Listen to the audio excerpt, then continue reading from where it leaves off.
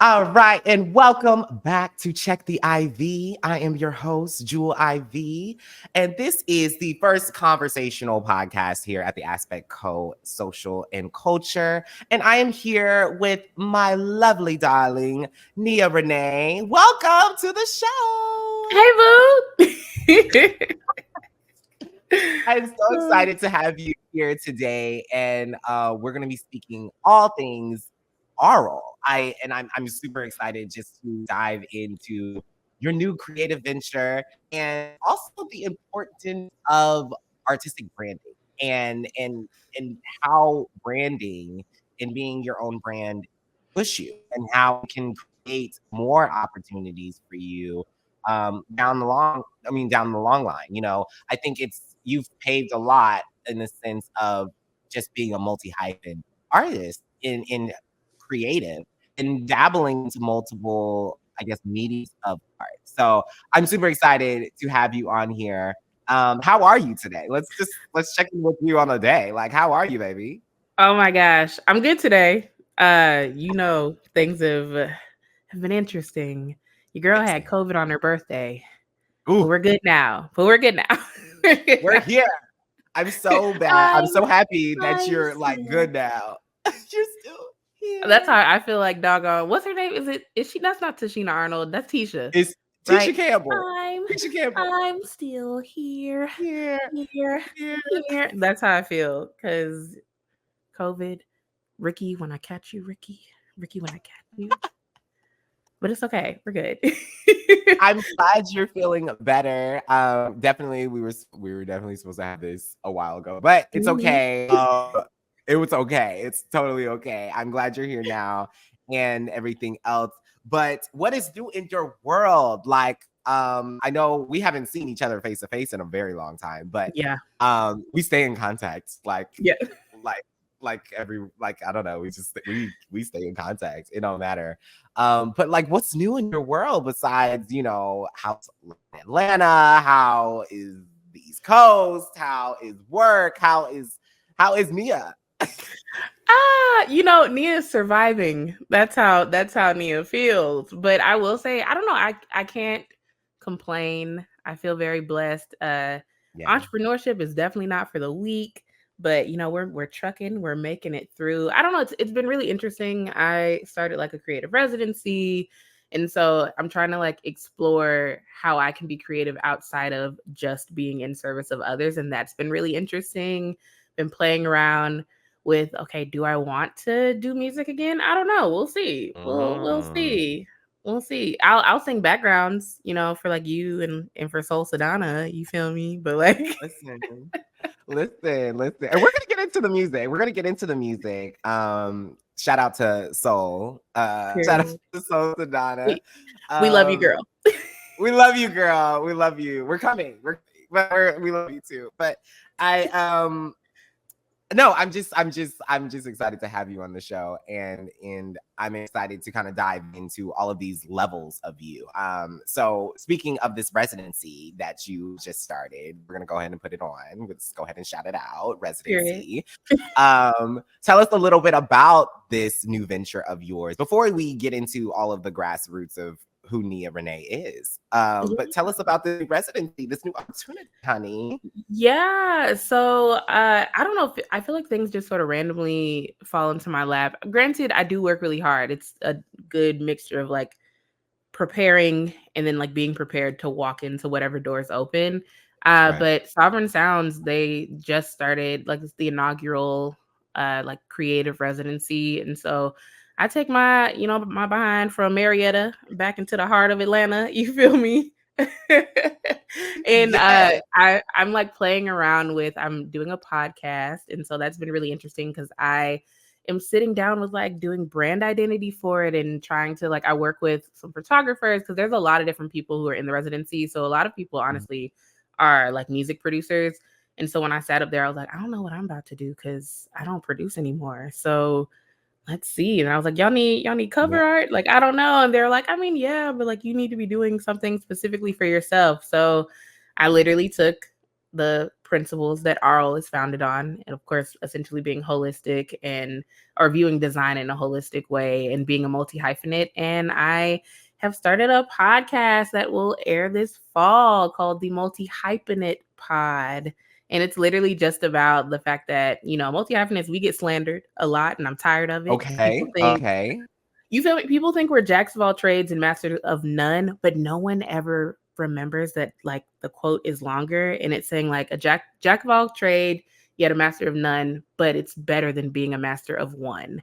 And so I'm like, you feel me? You feel me? No one, they cut that off. They cut that off. And so I want to show people that, like, essentially what I'm doing is not something that's like, I'm not just like misguided. I am not like, it's not a clever name for like someone who has like a ton of side hustles.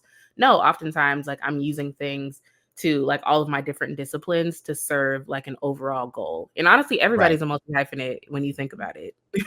Yeah, we're not monolithic here, baby. Period. Like we're not. So no, I love. Oh my God, there's a hair on my lip. Oh no, it's that gloss. Lips is popping. It's the gloss, but also my cat. Oh no! Ooh. So he's just has his hair all over the place. Shout out to my son Scotch. I love him. He's not gonna be on air, but no, I love this. I love this whole residency. Shout out to Sovereign Sounds. And I love the fact that they're giving a platform to creatives to express, whether it is music or, any type of creative avenue that's going to benefit them as creative. And, I think that was one point that you just said about finding a medium where you can also do something for yourself, but also within service of others. And I think that's also, it's a very communal, partnership. I think that's great. Yes. And I'm super excited because I've never done this before. I know. I was about to say this is something different. But I will say you did speak this to in existence. You low-key did, and Nia and I have known each other for I would say 2018. Yeah. 2018. Yeah. That's like crazy. Yeah, it's crazy. So we've known each other. We met in college. Shout out to SCAD. And we were introduced by Soul Sedona. Shout out to Soul again. And Nia does, a lot of people don't know, but Nia composes and produces a lot of the music that you hear in our films at Vision.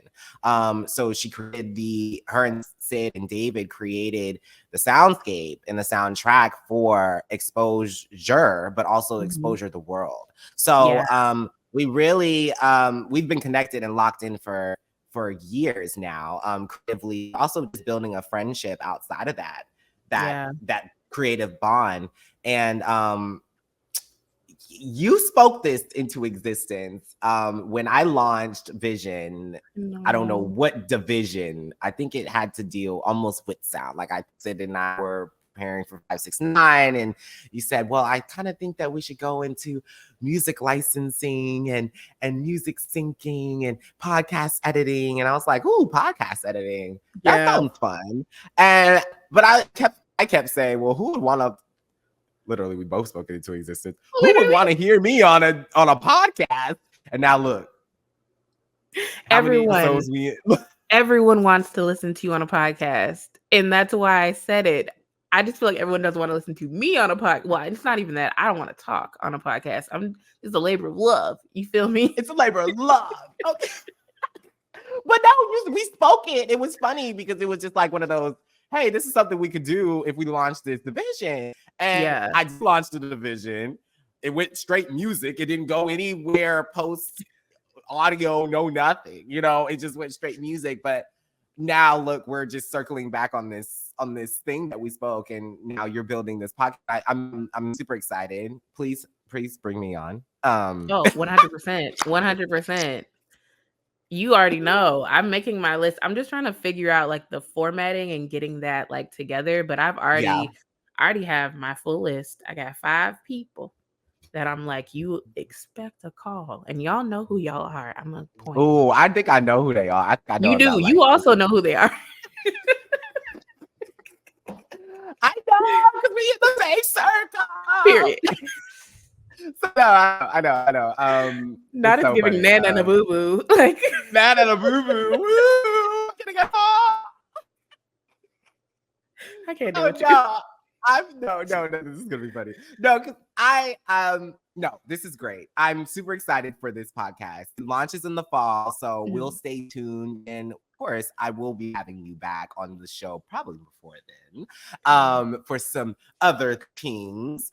But before we get into Aural, I feel like we need to pull back and let the girlies know where Miss Nia Renée spawned from, and like where you got your creative roots and influences from. I think I know as your friend, but but I think it would be good for you to share your creative endeavors coming up and through childhood. I mean, talk about that. Like, I think it's amazing how the bit switches, specifically when it comes to your balance of music, and how that has implied or slightly different trajected you into another way. So tell us a little bit more about that. Shout out to my mama and daddy. Shout out to y'all are the best. No, but my parents were always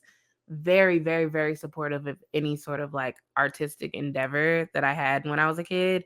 It's funny because I feel like now a lot of what I do, I like to play the background a little bit more, or at the very least, I really like to just be in like support of other people's like visions and ideas. But as a kid, it was giving main character energy. It was big. Ooh, let's play this. Let me put on a little show. I literally walked up to my mom. I was like 2 or 3. And I was like, Mommy, I can sing like a grown lady. And I'm literally just like doing one tone, and I had like vibrato, and I was like, look at that. And so it literally, my ate it parents, up. and I did. But it was stuff like that where anything that I showed any sort of interest in longer than like a week, my parents were like, well, let's talk about it a little more. Let's put you in it. So like I danced from the age of like 7 up until like 16. In like literally everything besides tap. I took piano lessons, but don't ask me to play piano because all I can do is play block chords to accompany myself. Like it was just a lot of different endeavors, and like because my mom is a poet and a writer, right? And my dad, even though he claims that he's not like this super creative person, he's the one who taught me the art of ad-libbing. He's the one who introduced me to my favorite singers and songwriters. And like literally, I remember I might have been like 12. And I came home just like crying one day because, puberty. And my dad was like, what is going on? Like, why are you're bawling? Like, I don't understand. I'm like, I can't sing soprano. I think I'm an alto and all the songs are in soprano. And so my dad was like, I kid you not. I was having a meltdown. I was like, oh 12. My gosh, Nia.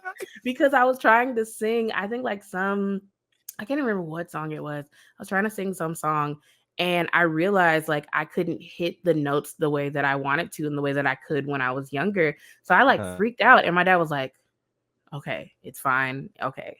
2 days later, he comes back and he has like Toni Braxton CDs, and like he's playing like Brandy. Like he's really trying to like hone in on people who have like such a rich low register. And he was like, this is who you need to be looking at. Like these are people who have had great careers and they're altos and they do this. And so I've just been really fortunate. Like my mom and daddy have really, really always nurtured everything. So that was super long, but and no.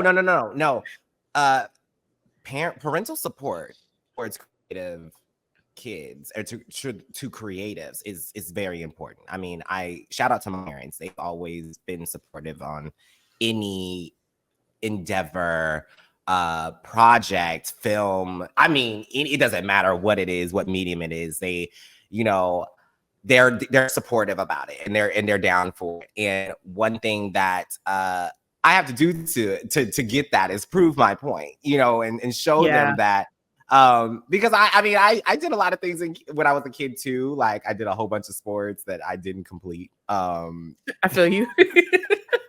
I did a whole lot of sports that I didn't complete, and I wasn't a sport kid.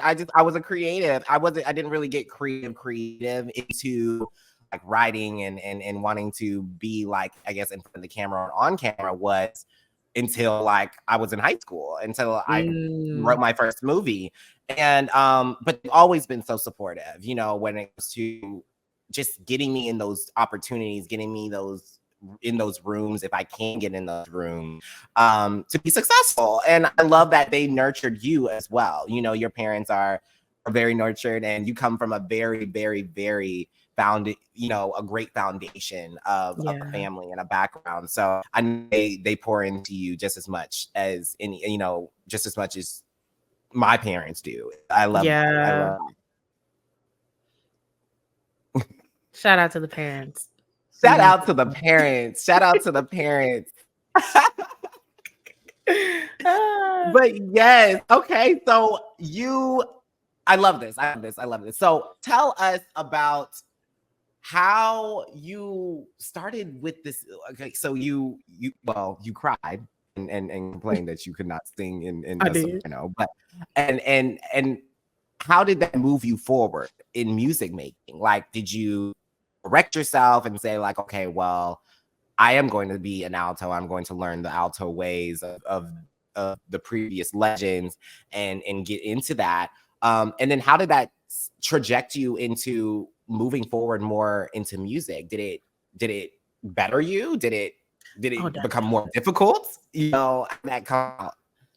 It was definitely both. So I don't know. I think because I realized that it's interesting, right? So in church music, right, alto is normally like the melody in some senses. Of course, they still like will do a harmony, but when you think about like harmonies and gospel choirs, you're thinking of stacking higher, right? So normally the alto takes that middle, and like soprano does their thing, tenors do their thing, so on and so forth.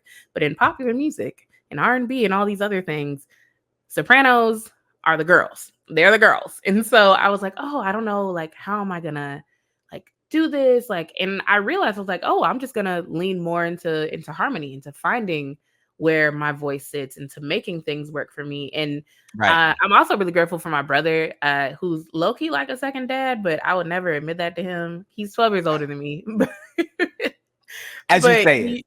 I know, as this is being recorded, child, whatever, bub, I guess I love you, but but because he's 12 years older than me, so like he was graduating high school in like in 2000, 2001, something like that, right? And that was like peak neo soul like era, like peak like fusion. And so he would come home outside of listening to a whole bunch of like T.I., because I'm not gonna lie, he's the reason why I listen to rap. But when he would be like, hey, you should listen to people like D'Angelo, because I see you trying to like figure out harmonies and like how you stack. And he's like, this is somebody, he's like, if you can be like a female version of him, oh, you're gonna be set. And so that's when everything sort of like opened the doors from there, where I was like, oh, well, D'Angelo is like really interesting. Like he's doing like these weird like riffs, and like the way he was stacking his harmonies were really interesting to me. And so I dug a little deeper, and I was like, oh, this is jazz.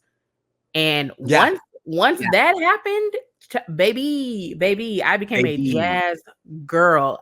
Literally, so my junior and senior year of high school, I went to a performing arts high school, which is funny because they put as great of an emphasis on like the arts as they did your grades. So it was like a weird dynamic where it was like AP class, but also like AP jazz. It was like a lot of, it was weird. It was weird. It was a lot going on. But my junior year, they started allowing vocalists into like the jazz band. And I was like, oh, I'm gonna do this.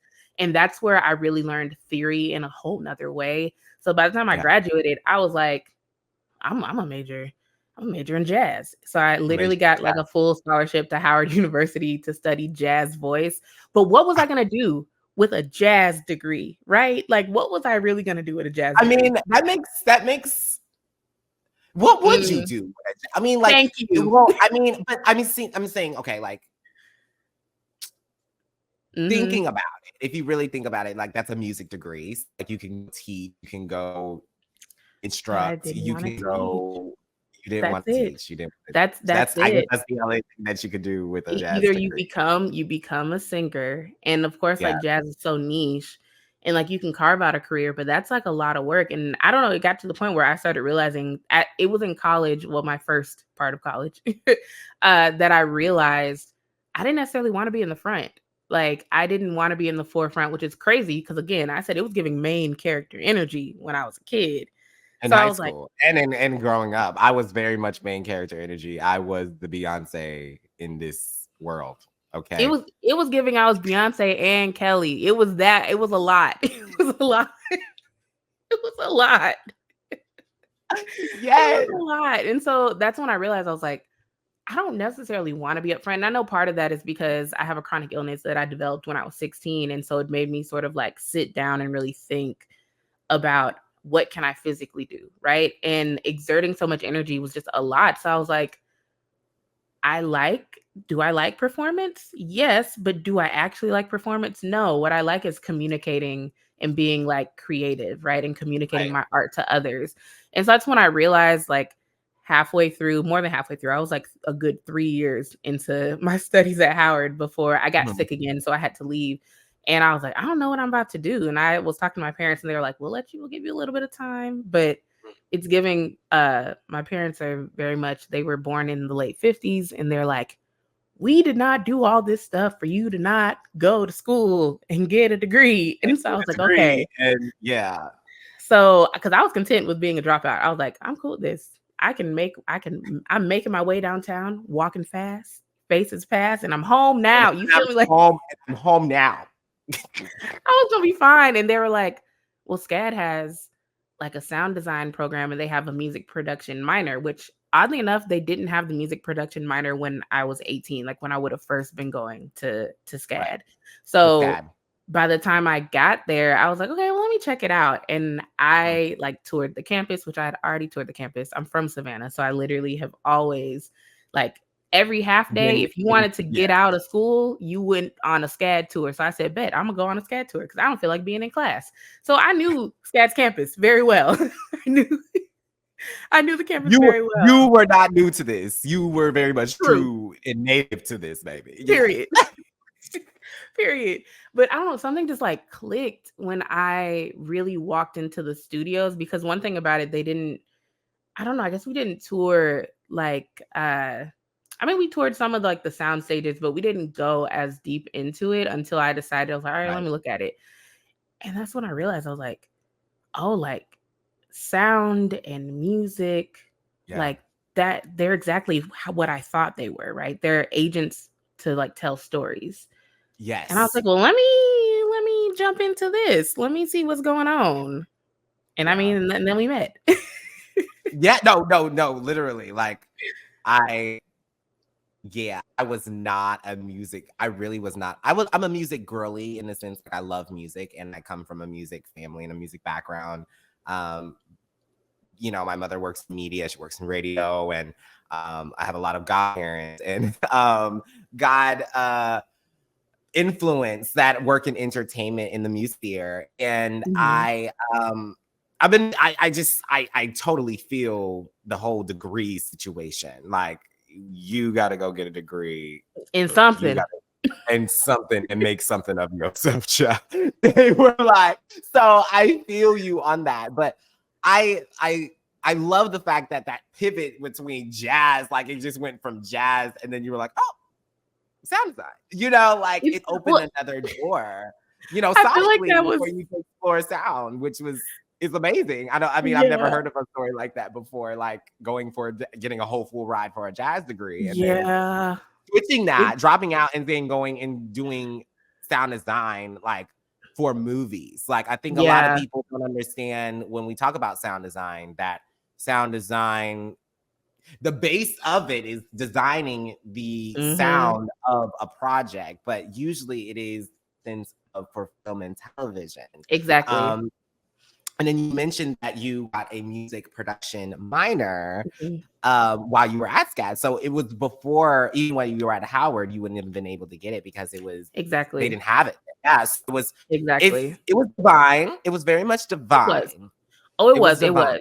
It was. And honestly, I wouldn't have even been interested in the idea of sound design had I not gone to Howard, because there was a moment. So full transparency, Howard humbled me.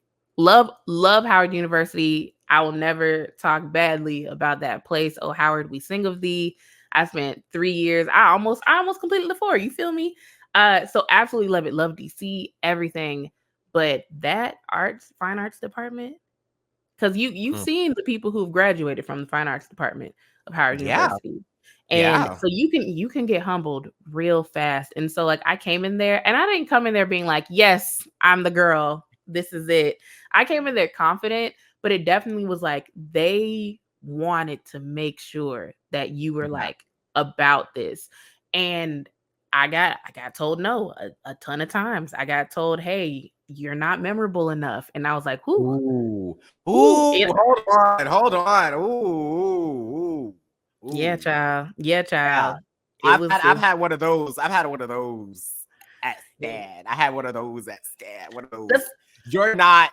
Ooh, when I get one of them, it. that It humble me, baby. It be making me. humbled Ooh. humbled me so fast where I said, oh, wait a second. And so then of course you have like two, or not, I mean, because you have multiple like outcomes that can come from this. But Right. mine was, okay, I'm gonna take that. I'm gonna take that. And I was like, well, I'm gonna work harder. I'm gonna make you notice me. I'm gonna make this happen. And I'm gonna so make you see me. I'm gonna make you see me. Yes. exactly. And so because of that, it got to the point where like I just was hungry to learn. I was like, bet you're saying that maybe like I don't have enough of like the showmanship for this, or I don't have the ear for this. I said, bet, let me learn more. So I got to the point where I was like, I'm good, even just being like someone who helps set up the mics for like the more advanced classes, right? And so that's Right. literally where I learned that I like sound, because I was helping someone just like set things up, and someone was EQing the room, right? And I Mhm. said, what? They were behind the board. I said, hey, what do you do? Like, what's up? Because I've seen What you you doing? literally. I was like, I've seen you like around, and like you always are like doing these little like beep boop slider, and I was like, it looks really cool, but like, I was like, what? But Beep boop. what is the literally? I was like, but what is what you do? I know that it's about like the sound and it's about like the volume, but you do a lot more. And he was just like, oh, bet, like, yeah, this is what, how you compress a mic. This is what like EQ is and blah, blah, blah. And I said, oh, this is sort of cool. I'm not gonna lie, this is sort of cool. So when I finally left Howard, I'd Mhm. had that like sort of itch where I'm like, I like being able to like amplify the voices of others. I like being able to make the blend sound Mhm. so good, because I Mhm. started like learning that. And that wasn't even in a class. That was literally just me like shadowing people. And so Yeah. that's when I finally was at the point where I was like, well, maybe let me see what they talking about sound design. Because before I'd always seen the major, but I was Right. like, that's not for me.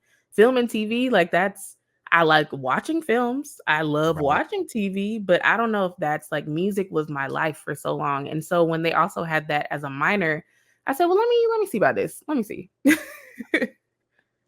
And yeah, and look, and it's I feel like it only created another tool belt for your tool. Like, Definitely. even though right now you're not doing any film sound design right now, you haven't done Right. it in a couple of, years, but it's still there. Like, baby, we Yeah. can pull it out real quick and be Yeah. like, Pro Tools, let's go, and go in. And I think like I love that was your journey, the realization that, you know, what your niche was or Yeah. is in sound, coming out of Howard and then understanding it and pursuing it later at SCAD. And dealing with that one with your autoimmune disease, I think Period. that has been a big struggle and a big testimony in your journey of life, but also just in creativity. It has one hindered, but also have pushed you to Yeah. continue to create, which I say, and I will always tell you this, it's beautiful. And I admire you 10,000 tenfold, because like, when you are being battled by your own body, it's hard to Yeah. stay focused and stay creative and stay positive, to want to create. And you have done that tremendously throughout the years. Like, even when you were like, I'm not doing it, I'm done with music, I'm not doing it.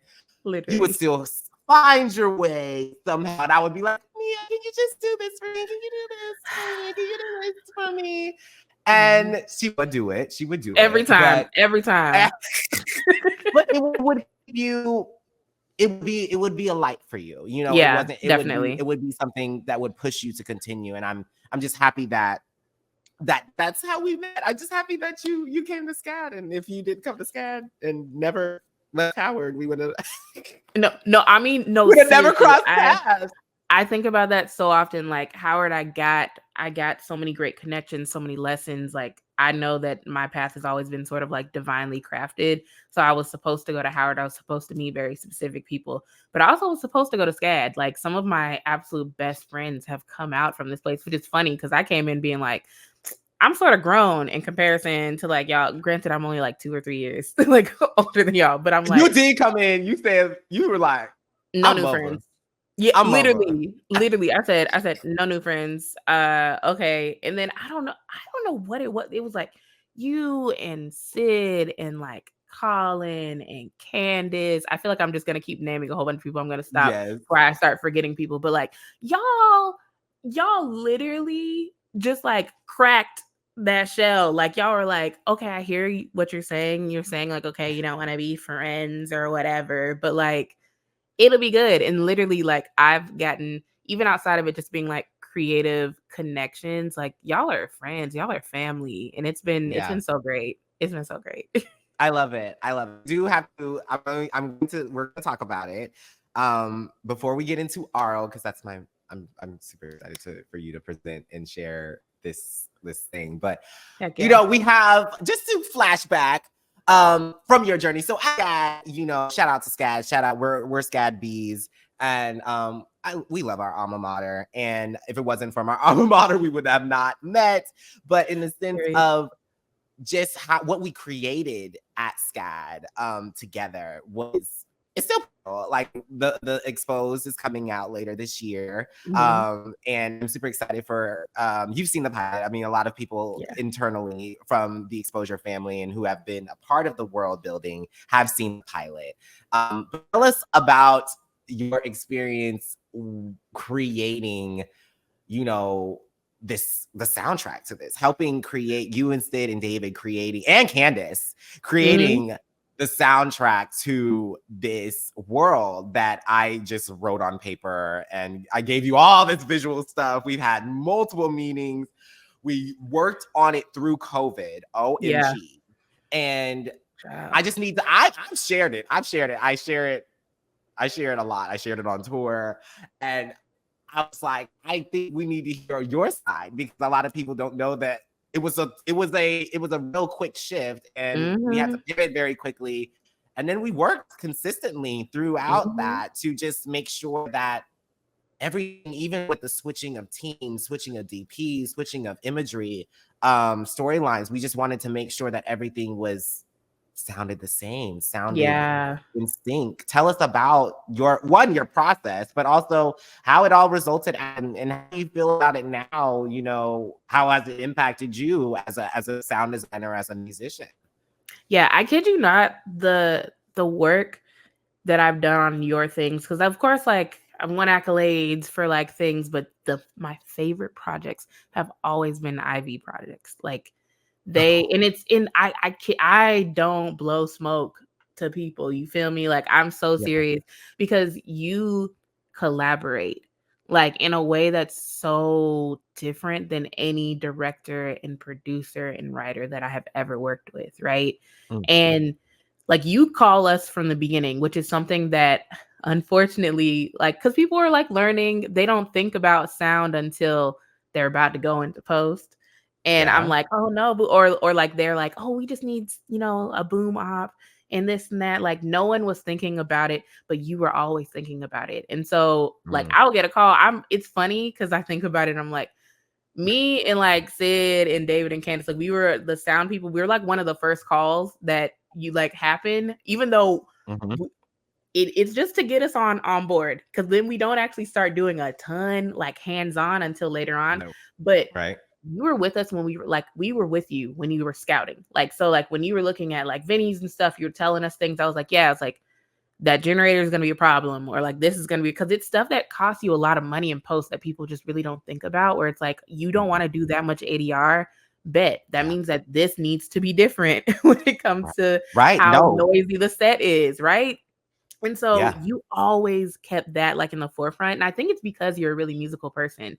Like you would think about things. Also, I love the fact that you would create playlists like for us at the Mm. beginning. And it was different than like, because people do temp music like all the time. And I know that like Sid was the supervising sound editor, but I would be like the music supervisor. So we would come Mm. together for things. But it was my favorite thing, because I love a playlist. I love a Oh, playlist. hey, playlist queen right here. Okay. It was my favorite thing, because I would just be like, compile everything, and you're like, bet. And so here's like scene by scene, this is what I'm feeling, this is what I'm thinking. And I was like, bet, like, okay, what I'm taking from this is like the colors. And I love you also. Let me 1 second. Let me give you your flowers for a second, because I don't think that y'all understand how the Beyonce levels of intention that Jewel puts into all of these projects is crazy. Like, so the decks that we would get at the Mm. beginning of any project, this man, I almost said something crazy. This man,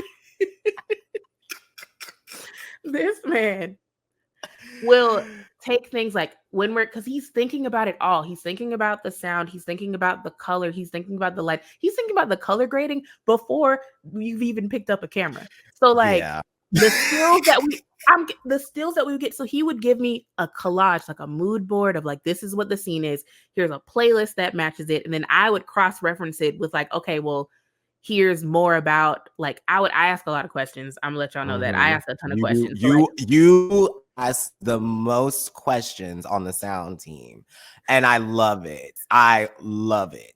I I ask think a lot that's of one thing. I questions. love questions. I love them. I love them. Ask me And all the questions. and they're always very much about like, they make sense, they're about the sound, but people never think that that's what they're about when I'm asking, because I'm like, can Mhm. you tell me more about the setting? Can you tell me more about the period?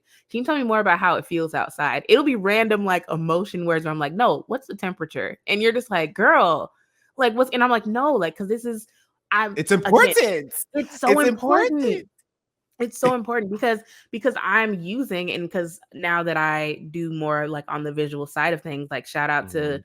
those foundation courses, I learned like I compose based off of feeling and tone color. Like those are two Yeah. things that make the biggest impact on me. So like those Right. emotion words and like color psychology. So I'm going like, okay, well, if it feels really hot, like, okay, but what kind of heat is it? Does it Mhm. feel Yeah. sticky? Is it palpable? Because now I'm working with Sid, who's the supervising sound editor, where I'm like, I'm gonna make something that has a lot of low end because I want it to stick. I want it to feel like it's really taking Right. up all of the And air. you guys do that so well. And I have to over your flowers. There's a lot of things that I don't write in the script now. And there's a lot of things. There's y'all.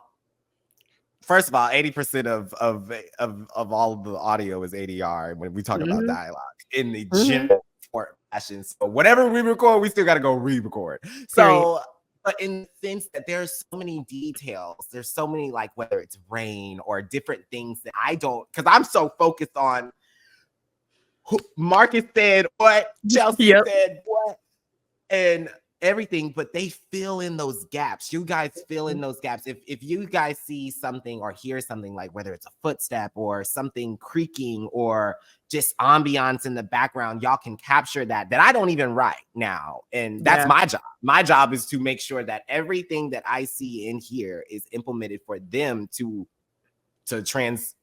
make, you know? Yeah. So I love that. It's like it's kind of like a safeguard. If I don't do it, I know it's gonna be put back in there and y'all are gonna Exactly. catch it. Yeah, but that's just y'all. That's just how y'all do it, Exactly. you know? Exactly. But Yeah. between the four of us, because again, between me, I'm not gonna say people's governments because now they be going by different things. But between me, Soul Sedana, Somnia, Candace does go by her name, so we're Candace, gonna give Candace. we're talking about Candace. Candace goes by Candace.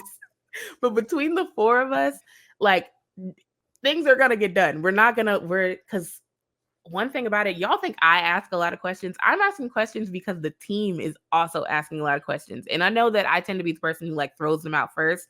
And Yeah. that's just because I want to get people thinking. Because once Yeah. I throw them out, Candace comes in, she's like, okay, but what is their mental state? Because Yeah. Candace is the queen of Foley. I need for everyone to know this. Candace, do you know Candace Queen does of Foley. right now? Candace is doing some of the coolest like sound design for ads that I've seen. Like she does the little tiny chef things that are on Nickelodeon. That's her. Yes. That's her. Like that little animation thing. That's all Candace like sound. She's done like I am so proud of her. Like, I'm I, so proud of her. oh, she's at Wyden I'm so Kennedy right honored to be now. working. I'm so honored to have her work on my projects. Like, she's dope. Foley Queen. So great. And if you don't know what Foley is, go watch a YouTube video and you will see literally what the artists do. It's out of this world. Cool. Candace was literally in a boot and was still doing footsteps. She was like, had sprained or broken her ankle or something like that and was in a whole boot and was still doing footsteps for stuff. And I was like, girl, give it. She's like, no, like actually, this makes it sound even cooler because it's like this is like a big character and the boot is actually. And I was like, okay, girl, I'm gonna let you have it. I'm gonna let you have it. She be on it. Her method. She got a method to her madness, and I'm here for it every time. I love it. I love it. I love it. Yes. Yeah. I just have to say thank you for all of Dave. I mean, oh shoot, I'm saying government shoot. Ooh, redacted. You, Samia, Soul, and Candace. I have to thank all of you guys for just creating that sound and being able to create this, be a part of this world. That's one thing that I've said multiple times. Every time we start a new chapter on this, we're like, yeah, this is not just my baby as much as it's yours. You guys have so much weight that you guys hold into it. I just bring the blueprint and you guys add all the elements to it. So I have to give you those because I mean, probably some of us wouldn't have graduated, and period. Honestly, and two, it's exposure is still, until Exposed comes out, and we'll see how that goes. It's still the most successful Vision film till date. So it's so I have to say thank you all the time, every time we talk, because it's my baby and it's one of my favorite babies. We be here. We're here. We be here. But let's talk about, we were talking about my baby. It's time to talk about yo baby now. Hey, it's Andre, head of talent at The Aspect and The Aspect Social and Culture. Enjoying the episode? We've got a variety of unique shows and perspectives ready for you to explore. So be sure to subscribe. Continue your episode, and thanks for watching. Oh my God. Your new baby. Oh my gosh. So I don't even want to introduce it. I don't think it's my job to introduce it. I don't think my job is to introduce it. But I will say you have launched a new business venture and you are now a CEO. It's so scary when you say it like that.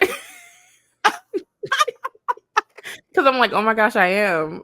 What? It's an intimidating title, but like once you own it, it's like, yeah, I'm a CEO. I'm a founder.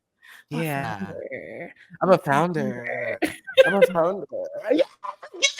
So tell us about Aural Creative, and I'm gonna let you say it. I don't think I say it well. I said it last time when we were shooting, and I think you say it better than I do. It's your baby. You did a great job. Please introduce your baby. Okay, so I have a holistic design studio called Aural, and so essentially the idea behind it is that there are certain fundamental skills and elements and principles about design that transcend medium, right? So I am using all of these different skills. I'm taking things from sound design, how I told you guys about like, oh, I think about tone color. I'm taking things from like color psychology, about composition, both when you think about it musically and as far as like in 2D and 3D design. And I'm bringing all of them together because I just want to essentially, amplify the voices or like translate people's big ideas authentically. And that's Aural. That's it. I do a lot of graphic design and a lot of creative strategy, but that's it in a nutshell. I think you present it so humbly, and now I'm about to interject because I'm saying it's bigger than that. This girl is doing literally if you are an artist, if you are an artist, it doesn't matter what medium you are. If you're a writer, director, photographer, musician, producer, a journalist, it doesn't matter. You can utilize all of these services. And I mean, I've had a whole brand. I've had a whole brand for almost 5 years now. And I'm like, I think I need some work. Because creatives, I think the importance, and this is kind of like going on to our next topic, the importance of branding as an artist and brand development and artistic development is so important. And giving that service to, or offering that service not to just, professional creatives like ourselves, but you're doing it for younger creatives that are coming in that need that jump and that need that start. And you've had cases, you've worked with Somnia on his cover arts and his creative strategy, rollout strategy for his singles. And how was that? Like, how did that work? What was your process with working with Somnia on that project? Because it turns really good. And I heard you're working with Sid, or a Soul, excuse me, and on some projects, and you're also working with another artist. And I don't want to give out too many details, but you're doing it, and it's helping these artists get a perspective or a roadmap for where they're going to go when releasing a project or an album or a single. So what is the process with that? And tell us a little bit about your case studies and how you, first of all, got a case study, and two, how it was with the process working with those case studies. Yeah, so just like everything else in my life, we just sort of fell into it. And again, because I was prepared and I walked through the door because the door was open. I said, I'm gonna do it. We're gonna go through it and see what happens. So everything started, honestly, also in 2018. 2018 was a year, baby. It was a year. A shift was coming. A shift was coming, baby. A shift was coming, because as I was firmly cementing myself in sound design, I was like, oh, I got a call to do some work for Black Girl in Om. And so they were a wellness studio that was really just focused on creating a space for Black women to like rest and have ease. And so they wanted a graphic designer, and I wasn't really a graphic designer. I had just taken some courses at school, and I really just wanted to get in so that I could do more like stuff in creative direction. And they had a podcast, and I wanted to just edit the podcast. That's really all I wanted to do. I was like, it's sound. I was like, I can make some music for it, can edit it, it'll be fine. And they were like, when I got in there, they're like, oh, you draw really well. Like, let's do a little bit more of this. Let's do a little bit more of that. And before I knew it, I was a junior art director. And I said, okay, this is interesting. Yeah. And from there, I was like, oh, I'm like using all of my skills at once. Because before, I definitely thought that I had to just use one thing at one time. And it wasn't until I worked with that team that I said, oh, there's so many things that go into it that I'm using right now. I was like, oh, bet. So we're working with like people like Tempur-Pedic and like Mercedes-Benz. And it was like super cool because they were like these partnerships. And I said, oh, wait, there is stuff to be done here, because they didn't feel like normal, like I was in stuff didn't feel like normal commercials. Like when we were figuring out like how to position that founder, like, oh, we literally like together, we sat down, we had a thing with Tempur-Pedic, wild, right? And they were just like, cool, we're giving you however much money. We just want you to promote these beds. And I'm like, how are we promoting beds? We do yoga and meditation and all that. And then we literally sat down together and we were like, okay, we're going to do a video shoot. And we're going to do an EP. So we came back to Tempur-Pedic. We're like, can we do an affirmation, like nighttime ritual, like EP, right? So there were like 3 or 4 tracks. And so the founder like came up with these affirmations and stuff like that. And we worked together to like develop a soundtrack for it. And it was super cool. And then when it came down to it, it's like, okay, well, now we have to promote it. Like, we can't just have it out there. So we're like, okay, we're going to have, because again, this is during 2020 when the world is shut down. So we can't do like some cool big launch. So we had a virtual like sleepover, because the thing was called like beauty sleep. And Oh, so literally, like, it was an Instagram live event, and so we like got together. We were like sharing our like different nighttime rituals, like whether that be like physical stuff, like running a bath and doing a face mask, whether that be like you do your prayers or you're meditating or doing whatever. uh-huh. And it was in that moment where I said, stuff doesn't have to. It can be an ad, but it doesn't have to be an ad. And I was like, everything's an ad, but everything's an ad. Like who you are. Everything is an ad. You are an ad. You're a walking billboard. Exactly. And that's when it all clicked. And I said, oh my gosh, why are people not doing things like in their most authentic light? Because we could have been, no shade, because I'm about to throw shade, but it's gonna sound, I don't want it to be taken as shade. We're not just gonna sit up there holding flat tummy tea and being like, hey girl, this is it. Like what makes me want to buy things from Exactly. you? Exactly. And it was in working with that team and like cultivating that sort of space. I said, oh, this is how everything should be. It doesn't matter who you want to work with. You need to be able to use your ideas and translate them authentically. And so as time went on, I was like, well, who do I really like working with? I like working with artists. Don't get me wrong, I also do corporate things because that's always really cool about like finding ways to like bring corporate like people together with like artists and stuff like that and forging those bonds. Like that's always super fun. But artists, they have like a brand and they don't even realize it, right?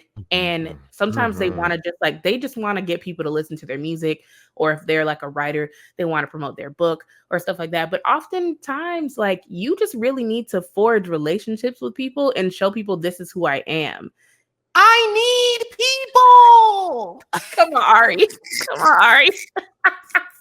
That's really what it is. And so when it all came together, I said, well, I'm going to work with artists because I'm surrounded by a ton of artists who are super talented, but people aren't actually being able to like see and hear their work. So I said, bet, let's sit down and let's discover who you are. And so people think that branding is just like a logo and like an aesthetic person. Exactly. And I'm like, it's so much more than the collateral that you put out. Your brand starts with your story. Your brand starts with your voice. Your brand starts with your tone.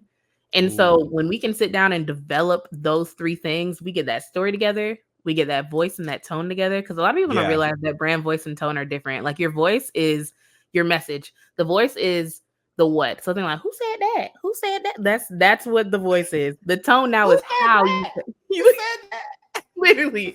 And the tone is how you say it. So if your voice is, I want to be collaborative. So like I Be Vision is super collaborative. People know it, but they don't know it. You feel me? So if I Be Vision is very collaborative, how do we express that? What tone do we use? Okay, outside of just using we statements, right? We're now talking, we take an empowering tone, right? We take a gentle tone. We also take a relatable tone because at the end of the day, we want people to understand that we get them. So we're very relatable. We're very relatable. We're young. We're creative. We're bubbling. We're not big, but we hold ourselves to a standard of a professionalism. Yeah. Period. And so so that's how I ended up like working with people. And so like with Somnia, it just came really naturally because we'd worked together on a lot of stuff already. And when it came down to, he was like, well, I really want to put out like a project, which he ended up just doing it as like single rollouts instead of a full project, because we realized that it just made more sense to put things out as like diary entries and stuff like that. So I was like, okay, this is gonna be super cool. So we were like, okay, well, who are you? Like, who are you outside of this persona? Right. Yeah. And so that's pretty much become his entire brand. Like it is like, I think his handle is like, who is Somnia and stuff like that. It is now. Oh my gosh, you influenced that? It was us together. It was definitely us together. It's a collaborative effort. It's a collaborative effort. Yes, he is. Who is Somnia now on all social platforms? Because for a long time, Somnia was like so hidden in the shadows and like sort of elusive, and that's fine. But also, like, if you want to garner an audience when you're like a new artist, you sort of have to let people in. So it was like finding that balance, and it was super cool because he has a ton of great ideas like going into it. And so we just sort of met in the middle and created something beautiful. But yeah, I feel like I just be talking, child. No. I love that. I love that. And you are, oh my gosh, I can't wait. I can't, I'm not, I don't, I can't even spill anything because there's nothing in the works just right now. But I am super excited to use Aural services within Vision. I'm actually already using them right now for a project that is coming out very shortly, and is part of it, and I'm excited about it. So it's a good time. But no, it's a good time. But you'll be seeing a lot of Aural Vision collaborations coming soon. And I think it's beautiful. I think it's beautiful. You're the first creative that I know that is actually taking this and not doing it in a PR standpoint. I think a lot of people that's not my want to ministry. do this, but they're PR, they want to, do public relations as well. Yeah, even though they're very close, but that is not the ministry. And I love how it's holistic, and it's for you, but also for you working with artists. And it's really based on the artist's brand and who they are, and stemming that from that instead of trying to create something that is not them. And I love that. I love that so much. Right. Yeah, people don't realize that branding is essential. Like the literal definition of a brand is a relationship. It's the relationship between you or your business or your service and your audience. And so that's why people are always like, oh, PR. And I'm like, no, yeah, that is a public relationship. I get that. Right. I get that. However, what I'm doing is making sure that you have a relationship to yourself first, where you can, then everything that you exude makes a lot of sense. Because then that's how we end up, where we don't necessarily need to have a lot of like cleanups where it's like, oh, this wasn't aligned with my brand. Okay, but if you knew what your brand was, then that wouldn't have happened. Oh, yes. And you taught me something real smart about brands. Something that I didn't even know I was doing at when I did it was the difference. And you broke it down, the difference between a rebrand versus a brand evolution. And I think that is a big lesson I learned from you, and understanding that brands evolve. That doesn't necessarily mean that they have to rebrand themselves. It's more of an evolution. So it's minor things. It's not all of the logo and the colors and all that stuff. It's like just switching certain things and evolving or expanding on certain levels of the brand, Exactly. And I learned that from, your Aural post, and I'm very active with that, because every time you do Aural post, like, oh, she about to drop some gems. Oh, thank you. I love it. I love it. So I'm just super happy about this new venture that you have. And I know it's going to help a lot of bubbling creatives and professional creatives get just their brand together, get their start, and really solidify who they are, whether they're musicians, directors, writers, any type of medium in the creative world. And I think it's just, you're doing a grand service to people that are really serious about their art. Yeah. Oh, thank you, boo. Yeah, it's been a journey, but we've carved out a space that feels really good. But yeah. Yes, I know. Okay, so one thing before we take off and we depart, I do want to talk about your playlist. I call you, Nia is playlist queen. Call her playlist queen because she don't be telling us when the playlist be coming out, like be dropping them. And I love a surprise drop. I love a surprise drop.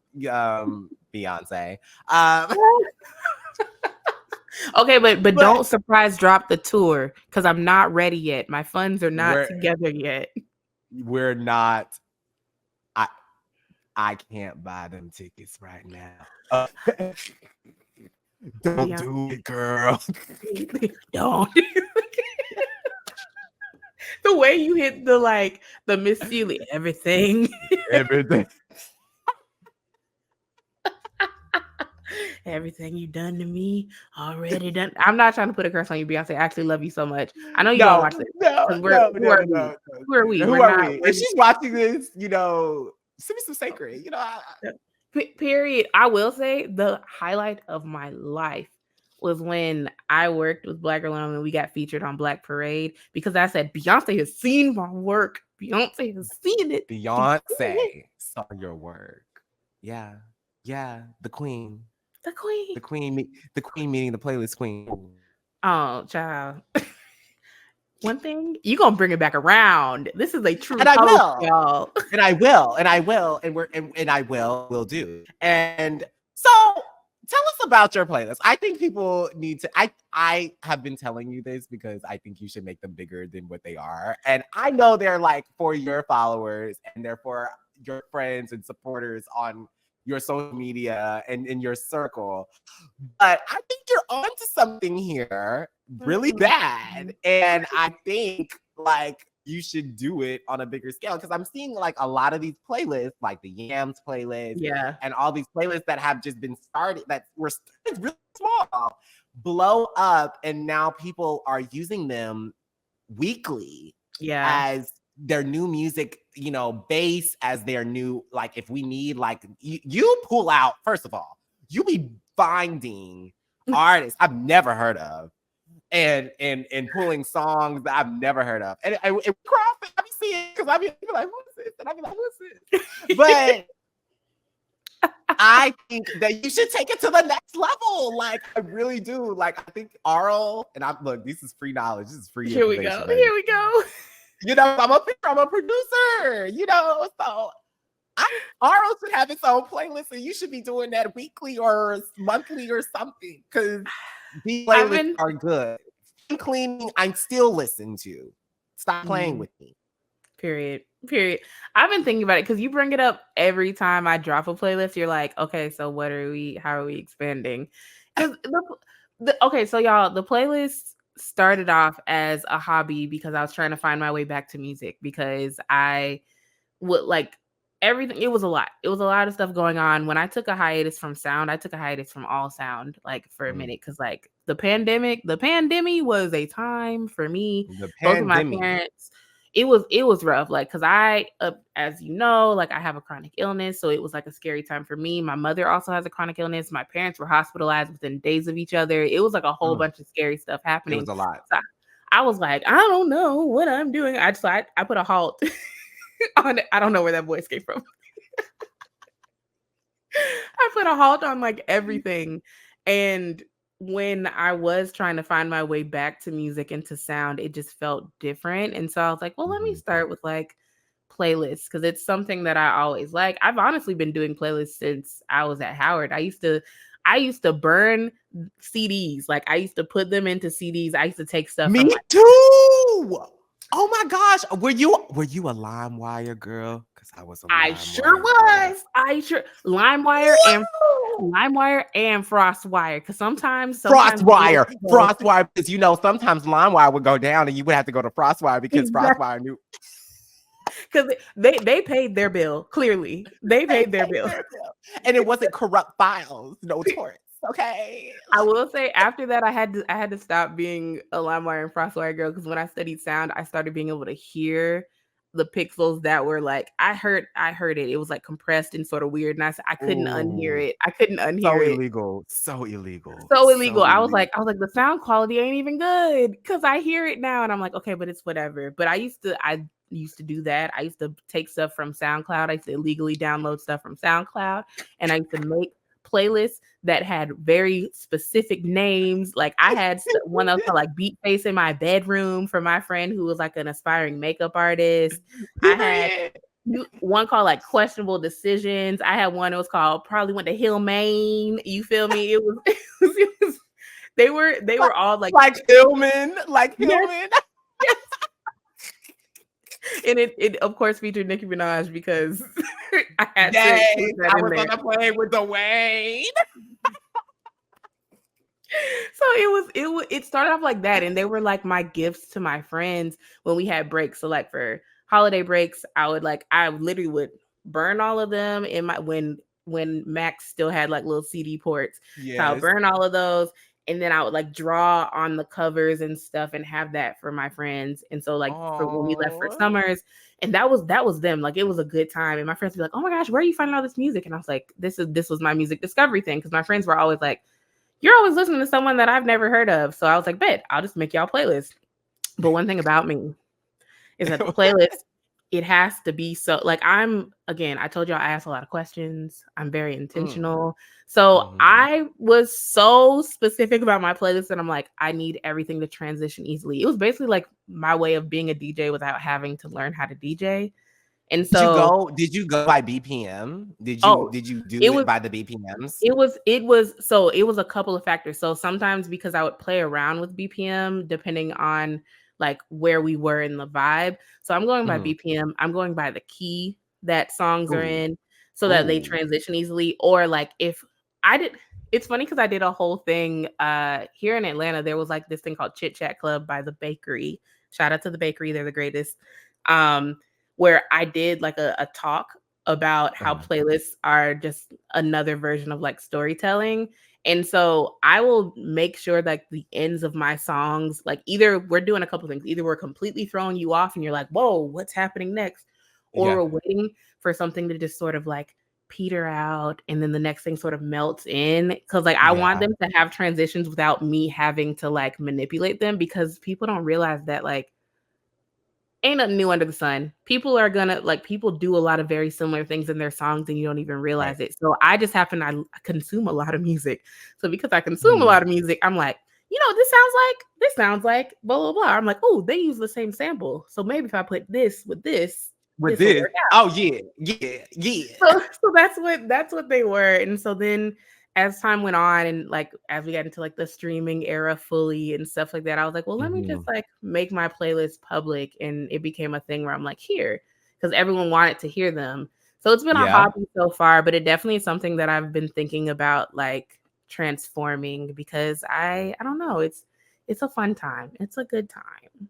I think it's great. I love your playlist but I love playlists in general, but I love your playlist because I am an avid listener for new music and avid listener for new artists. And I think that you're more diverse in music than I am. So like you be putting it's very you be putting me on. No, I just be finding whatever be coming on through Apple Music, and then I'll be like, oh, she cute. I like her.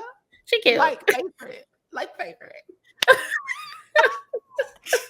But you be going deep, like you be a genre. Like I mean you be genre hopping. I be like, whoa. I get very much so. When did I get to this? And I be like, I like it. So I love the exploration that you do with your playlist and your music. So it's like, I definitely think that it has the potential of blowing up and doing bigger things over here. And I will be the first advocate to support. And Thank you, Moo. I'm thinking about it. I remember when you said you're like, yeah, we never know when you're dropping. It's because I don't know when I'm dropping. I drop when they finish. When I'm like, oh, this one's nice, I'll let everyone else listen to it. When I've listened to it for a few days, sometimes it'll be weeks, and I'm like, maybe I'll let everyone else also hear this. I need to drop my summer ones because they're not completely done. Me too. You inspired me to start dropping playlists. And I did one in March. And I haven't done another one. And I think I started building one. I haven't finished it yet. I just need to get it sorted out based on the vibe and the mood. Yeah, I did one. I did Yeah. Because I'm telling you, again, y'all think I'm playlist queen. Again, Jules' playlist for all of these films would be so good. Honestly, Jules is the reason why I love Tinashe. Like, because I already liked Tinashe. I was like, oh yeah, some of my stuff is cute. But for one, I think it might have been for Exposure. You had multiple Tinashe songs on there, and I said, what's going on? Listen. Because I knew her as the Tuan girl. Everyone knows her as the Tuan. Now she's the nasty girl. Okay. She is. So, but Tinashe pivot, like, okay. Talk about it. She is like, if there is any artist outside of like a Beyonce or a Rihanna or a Janet Jackson, I'm gonna definitely go with Tinashe in the sense of just her pen, her sound, The girl's like talented. the sound that she creates and evokes, and the lyrics that blend on top of that, her layers and her stacking, like the production of her music is captivating to me. Like, I see movies, I see scenes, and I see all of it. And I say that because I've listened to her mixtapes, I've listened to all of her albums, specifically for Exposure and 5-9 Exposure. I was heavily in that Joyride, Songs for You album, very much like that was around there. And also just like even Aquarius, project with RCA. Like, I think I had a lot of that, Bet on It, and like all those alternative. I say she's a pioneer in this alternative R&B world, because like she has these sounds that we even like just never heard of. Even like Too On, I've never heard a song like that before Too On.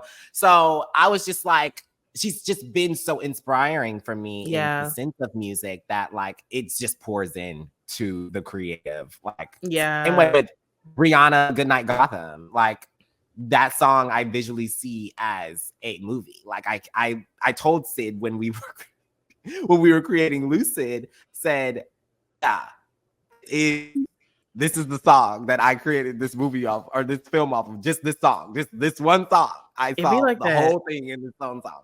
So yeah, music plays a big thing in the sense. Shout out to Tinashe. You're doing it. Shout out to Tinashe. People try to play her because she's not like a huge vocalist, but that girl be producing and writing her butt off and dancing. She does all the things. Oh yeah, she's a triple threat. She's a triple threat for real. Real bad. Real bad.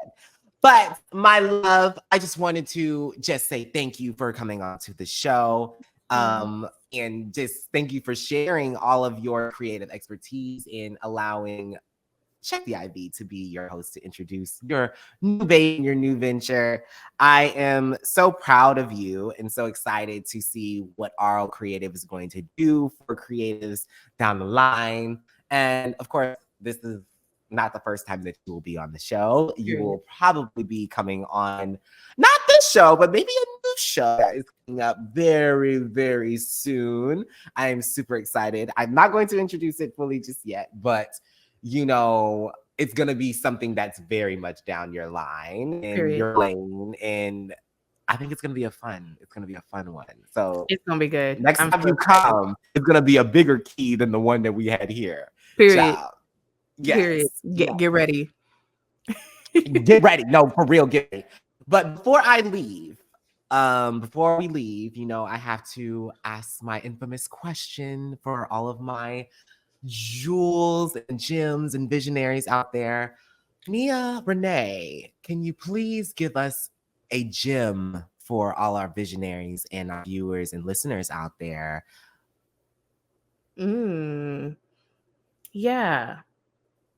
Okay, so one thing that I always think about as a multi-hyphenate, right? People think that we're switching out caps, like we're putting on a different cap for everything. No. I don't like to think of it like that. Everything is connected. Let's think about it as we have on our cap that is like maybe for me creative direction. Sometimes I need to use another thing in my bag. So like my graphic design, maybe that's a jacket. Maybe I have on another skill and that's like my pants. I'm thinking of it as all different articles of clothing that come together to create the uniform that is unique to the job that needs to get done. So whenever people try to tell you, oh, you're doing too much, and you have to like jump from one thing to another. It's really not a jump, y'all. It's not a jump. Everything is so connected. Everything is connected. It's so connected. So just do it. Connected. Yep, for free with Education Connection. Is that where we were? It's the fact that I was about to jump in and sing it, and then I realized that's literally what I was getting from it. I was just like, she made a good point, and I didn't want to laugh because you were saying some real good shit. It's the fact that I was about to jump into it and then it clicked. I said, we are singing Education Connection. And that's great marketing. Thank you, Education Connections. Shout out to you. Shout out to y'all. But I love the gym. Thank you. And as always, thank you so much for all that you have done for Vision, for me. And I cannot wait to continue our creative journey and just our friendship. I just love I love it. I love it. I know, You're one of my so close much. creatives. I love you so much. Oh my gosh. So y'all, when I'm not working with Jewel, I can also work with y'all. So book a consultation. We can sit down and talk about what you want to do. That's at auralcreative.com. And I don't know, Jewel will do whatever. I don't know how you put things. We gonna add it in. We gonna add it in. You know, and you can I'm follow gonna tell me Andre online. I'm gonna tell Andre to spruce it for me. Period. I mean, I guess y'all can follow me online. I just be posting random stuff. Sometimes it's about Aural, but my stories are. I was about to say, Aural doesn't even have its own page yet. It's so new. Yeah, it's that new. It's just me. It's an extension of myself right now. And I'm like trying to decide, do I want Aural to have its own page? It probably will eventually, but right now I know it should, but I just really like the fact that right now everyone's just sort of like, is this just you? Yes, this is me. This is real. This is me. This is how I feel. I'm exactly where I'm supposed to be now. Which Disney movie is that from? Isn't it Camp Rock? Camp Rock. You're right. You're right. All right, let me stop. We gonna Camp Rock. Keep that in. Keep that in. Okay, y'all. We gotta go. We is cutting up in the studio today. Until next time, and like always, like and subscribe to the Aspect Social and Culture for more Check the IV updates. Thank you to my guest, Nia Renée. Thank you, Boo, for coming. And like as always, check the IV, baby. Period. Oh, that took me down.